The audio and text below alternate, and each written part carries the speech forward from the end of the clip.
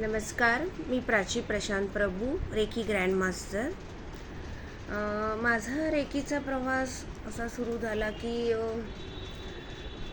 माझ्या आयुष्यात 2011ला माझा एक सिव्हिअर ॲक्सिडेंट झाला आणि त्यामध्ये मी पूर्णपणे कोलमडून गेली होती.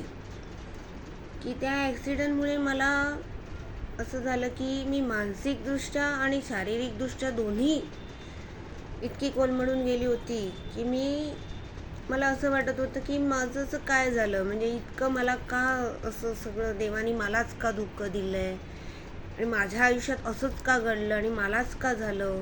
म्हणजे देवाला मी सतत बोलत राहायची, अरे का तूच मलाच का असं केलं.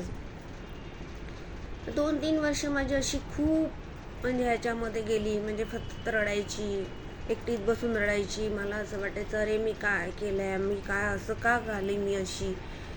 आणि मग 2014ला माझी एक मैत्रीण म्हणाली की तुला रेकीशी कनेक्ट व्हायचं असेल तर मी तुला एका नेते ग्रँडमास्टरकडे, त्या तुला सांगतील काय करायचं असेल तर. मग त्यावेळी मी त्यांच्याकडे गेली तेव्हा त्या म्हणाल्या की का नाही प्राची, तू स्वतः का नाही करत आहेस रेकी, तू स्वतः शिकू शकतेस. मग तेथे मी रेकी लेवल 3पर्यंत सर्व शिकले. त्यातून हळूहळू मी बाहेर आले. सगळ्यातून घरातले थोडे प्रॉब्लेम होते, जॉईंट फॅमिली होती आणि मग त्यामुळे जरा थोडंसं किटकिट व्हायच्या घरामध्ये, काही थोडेसे कलह व्हायचे. पण त्यातूनही मी मार्ग काढला की नाही, आपल्याला आपल्यासाठी जगायचं आहे, आपल्याला स्वतःसाठी जगायचं आहे. मुलं आणि संसार हे सतत आहेच आपल्या मागे, ते तर राहणारच आहे, पण स्वतःसाठी वेळ काढला पाहिजे, स्वतःसाठी जगायला शिकायला पाहिजे. आणि म्हणून मी लेखी लेवल 3पर्यंत पोचले. मी स्वतःसुद्धा ही कंटिन्युटी ठेवली. पण नंतर असं काय झालं, 2020 आणि 21मध्ये सगळं करोनामध्ये सगळं, त्यामध्ये काय माहीत नाही, पण फायनान्शियली थोडा मोठा प्रॉब्लेम झाला आमच्याकडे आणि मिस्टरांचा बिझनेसचा सर्व खूप लॉस झाला आणि त्यामध्ये सुद्धा दोघंही आम्ही त्या डिप्रेशनमध्ये होतो. त्यातून आम्ही कसे बाहेर पडणार.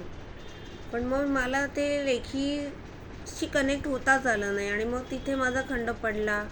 आणि मग ज्यावेळी मी रसिका मॅमची फेसबुकवरती ॲड बघितली की नाही, आता आपल्याला रेखीशी कनेक्ट व्हायचं आहे, तर मॅमशी मी कॉन्टॅक्ट केला आणि मी मॅमशी इथपर्यंत जी पोचली आहे ती माझ्या गुरुजन रसिका मॅममुळेच पोचली आहे.